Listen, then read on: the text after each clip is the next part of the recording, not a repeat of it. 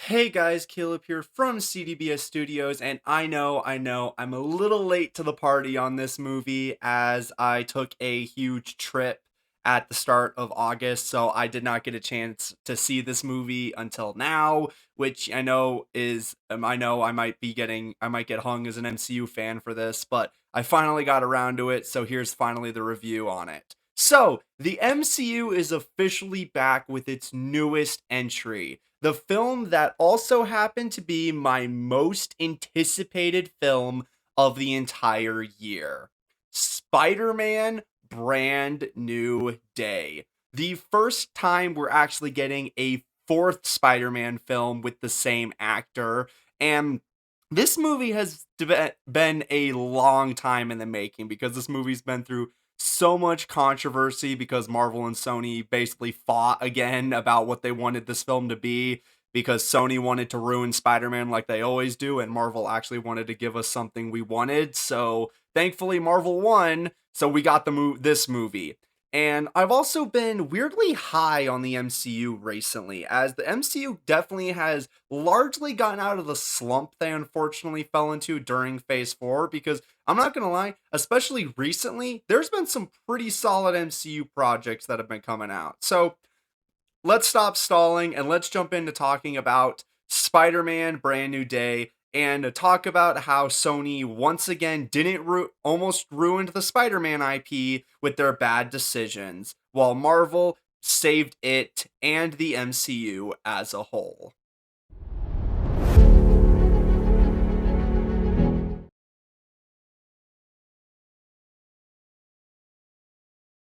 So we're going to start with my overall thoughts on like the overall movie itself. And genuinely, this movie holds some of the best things we've ever gotten from a Spider-Man movie, period.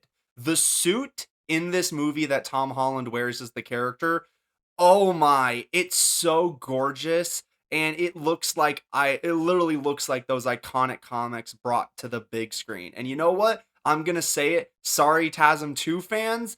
You now have been completely mogged by this movie. Because not only does the suit completely mog that film, but so many things about this movie mog the previous things that we used to love about, we used to praise about TASM 2. We used to praise the web swinging, which, oh my gosh, looks so beautiful in this movie. Destin Daniel Cretton, the director, wanted to do practical swinging, which he did in a lot of scenes, and it's just night and day between CGI and the practical swinging in this movie. It looks gorgeous, and even the suit. I didn't even mention this, but they made a physical suit for Tom Holland to wear, and it's again night and day compared to his previous suits. This He looks awesome in this movie, especially in all the scenes.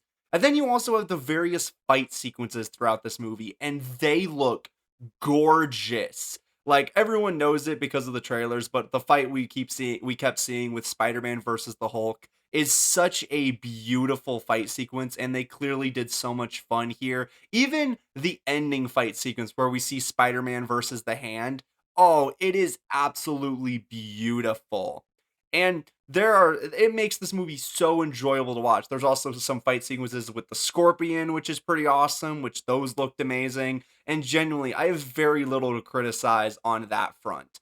And overall, as well, this movie features the best character interactions we've gotten from Tom's movies, and genuinely almost so many other MCU movies. Like many people have talked about with this movie, MJ and Ned are back in this movie, but I think they did a really smart thing with their relationship to Peter in this film, as they brought them back in a way that was very nice, where they don't immediately figure out who Peter is again. So the ending of No Way Home isn't ruined, but they still found an interesting way to carry on their dynamics and actually make their stories interesting. We of course have Spider-Man and the Punisher in this movie, and oh, that interaction was so great. Punisher's actually in this movie way more than I was expecting him to be. And I love him so much in this movie. They perfectly made a PG-13 version of a rated R character work so well.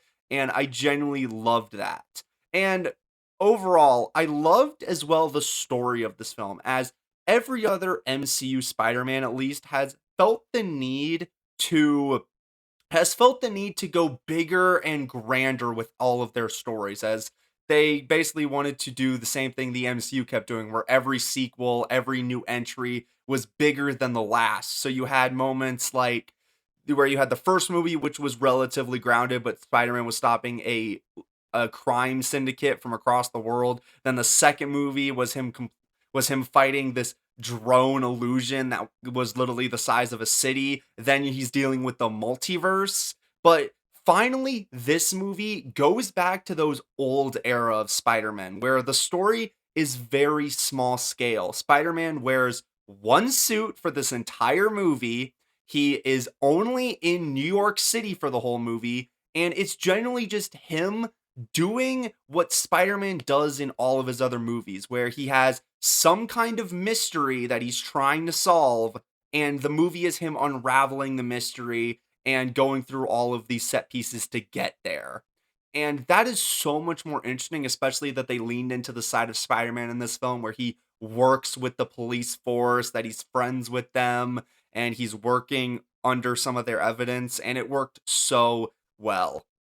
The only criticism that I do have about this movie that I have to address is this movie, while it mogs TASM 2 in a lot of places, it also unfortunately falls into some of the same issues where there at times is a little too much in this movie. Not to the same as degree as TASM 2, obviously, because this movie's really good, unlike TASM 2, but this movie still suffers because while I mentioned all of these different plot lines, it does feel at times that there is a little too much going on, and not all of it is 100% developed all the way, which is a little annoying. But at the end of the day, it still was a good movie, and overall, I am very positive on this movie, if you couldn't tell.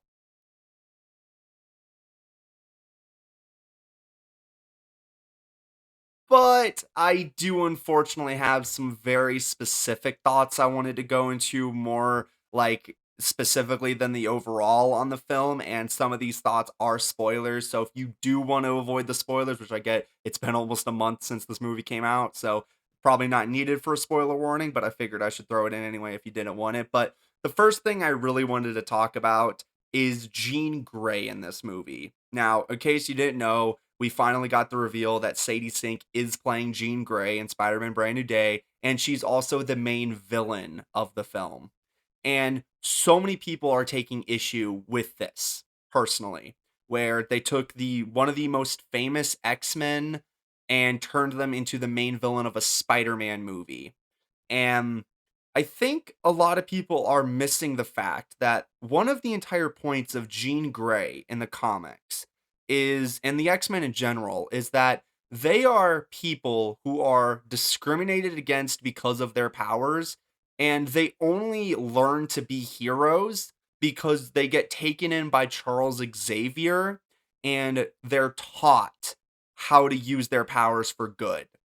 And so, in a world like the MCU currently, where there is no Charles Xavier to mentor Jean, it makes sense that she would slip off the deep end and use her powers for, frankly, a honestly really justifiable reason, finding her kidnapped sister.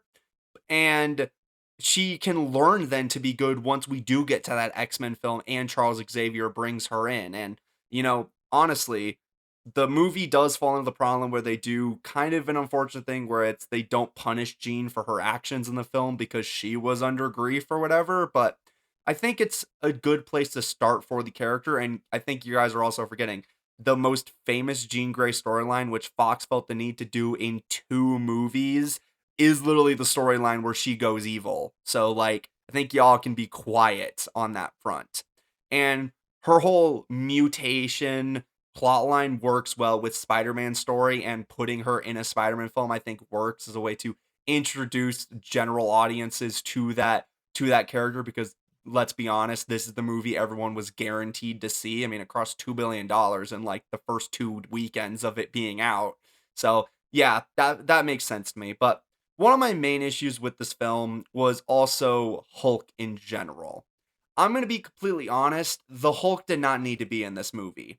And I think it sucks to say that because I know Hulk fans, specifically Mark Ruffalo Hulk fans, which I am part of, don't get me wrong, we have been suffering when it comes to Hulk content because he is just not been treated the best by Marvel Studios. And this movie unfortunately still falls in those categories where I'm gonna be honest, most of his footage in the movie was already shown in most of the trailers, which that kind of made me angry. And to be honest, he didn't even really need to be here. I get what they're going for, this whole like, let's bring the MCU back together and connect all these different storylines. So let's do this storyline, which is Peter goes to Hulk to ask about his inhibitor that he had in She-Hulk, and it helps Peter with his inhibitor that he uses later in the movie. But I feel like you could have had any character do that. It didn't need to be Hulk, especially because while I said I enjoyed the Hulk fight, it did feel like it came a little out of nowhere because you have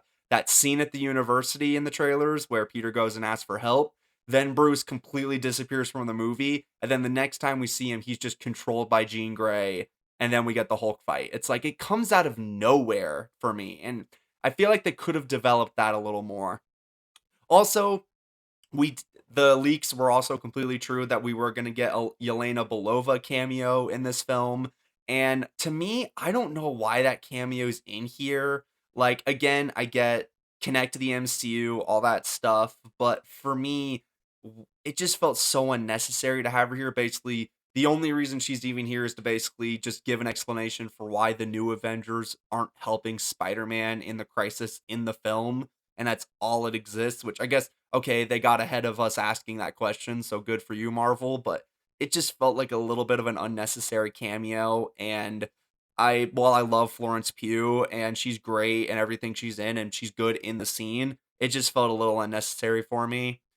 And the other thing I wanted to say, which I know I might be a little bit of a prude for wanting this, I wish that this movie had a little bit more doomsday setup. Now, maybe I'm asking too much of Marvel with this complaint, and this might be more of a nitpick, which I get that. But the idea for me is the fact that